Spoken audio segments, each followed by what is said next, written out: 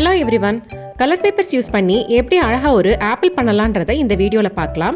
இதே மாதிரி பைனாப்பிள் எப்படி பண்ணணுன்ற வீடியோவை ஆல்ரெடி அப்லோட் பண்ணியிருக்கிறேன். அதை இன்னும் நீங்கள் பார்க்கலனா அதுக்குரிய லிங்க் டிஸ்கிரிப்ஷன் பாக்ஸில் இருக்குது, கிளிக் பண்ணி பார்த்துக்கலாம். இப்போது 3D பேப்பர் ஆப்பிள் எப்படி பண்ணுறதுன்னு பார்க்கலாம். 7x8 cm சைஸில் ஒரு கலர் பேப்பர் எடுத்து அதை இப்படி ரெண்டாக ஃபோல்ட் பண்ணிக்கோங்க. இப்போது இதுக்கு மேலே வீடியோவில் காமிச்சிருக்கிற மாதிரி ஒரு பேட்டர்ன் வரைஞ்சிக்கோங்க.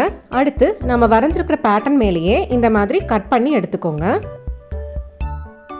இப்போது இதை ஓப்பன் பண்ணி பார்த்தீங்கன்னா இந்த மாதிரி ஒரு ஆப்பிள் ஷேப் கிடச்சிருக்கும். இப்போது ஆல்ரெடி நம்ம கட் பண்ணி வச்சுருக்கிற இந்த பேப்பர் கட்டிங்கை யூஸ் பண்ணியே இன்னொரு பேப்பர் கட்டிங்கும் செஞ்சு வச்சுக்கோங்க. இந்த மாதிரி மொத்தம் நமக்கு 36 பேப்பர் கட்டிங் தேவைப்படும்.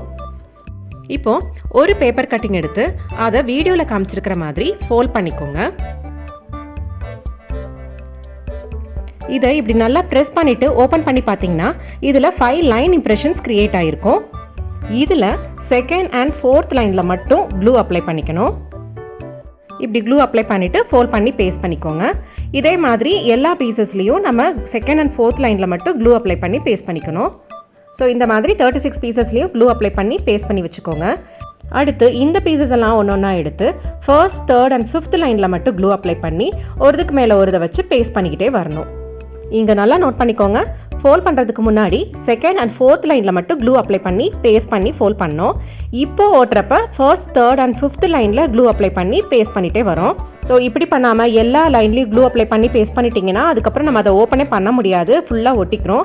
அப்படி இல்லாமல் மாற்றி வேறு லைனில் பேஸ்ட் பண்ணியிருந்தீங்கனாலும் நமக்கு ப்ராப்பரான ஷேப்பில் கிடைக்காது. இது வரைக்கும் சொன்ன ஸ்டெப்ஸை கரெக்டாக ஃபாலோ பண்ணியிருந்தீங்கன்னா இந்த மாதிரி உங்களுக்கு கிடச்சிருக்கும். இதில் மறுபடி ஃபர்ஸ்ட், தேர்ட் அண்ட் ஃபிஃப்த் லைனில் க்ளூ அப்ளை பண்ணிவிட்டு பேஸ்ட் பண்ணிங்கன்னா அழகான ஆப்பிள் ஷேப் கிடச்சிரும். அடுத்து இதுக்குரிய ஸ்டெம் பார்ட்டும் லீஃபும் பண்ணணும். ஸ்டெம் பண்ணுறதுக்கு இப்படி ஒரு ப்ரௌன் கலரில் பேப்பர் எடுத்து ரோல் பண்ணி பேஸ்ட் பண்ணிக்கோங்க. இப்போது இதோட 2 எண்டையும் இப்படி கட் பண்ணி வச்சுக்கோங்க. அடுத்து லீஃப் பண்ணுறதுக்கு இந்த மாதிரி ஒரு க்ரீன் கலர் பேப்பர் எடுத்து அதில் லீஃப் பேட்டர்ன் வரைஞ்சி கட் பண்ணி எடுத்துக்கலாம். அதை இந்த மாதிரி ஃபோல்ட் பண்ணிவிட்டு நல்லா ப்ரெஸ் பண்ணி ஓப்பன் பண்ணி பார்த்தீங்கன்னா அழகான ஒரு லீஃப் மாதிரியே கிடச்சிரும். அதை எடுத்து இப்போது ஸ்டெம்மில் பேஸ்ட் பண்ணிக்கோங்க. ஸ்டெம்மும் லீஃபும் ரெடி ஆயிடுச்சு. இதை எடுத்து ஆப்பிள் மேலே பேஸ்ட் பண்ணிட்டோன்னா நம்மளோட அழகான 3D பேப்பர் ஆப்பிள் ரெடி ஆயிரும்.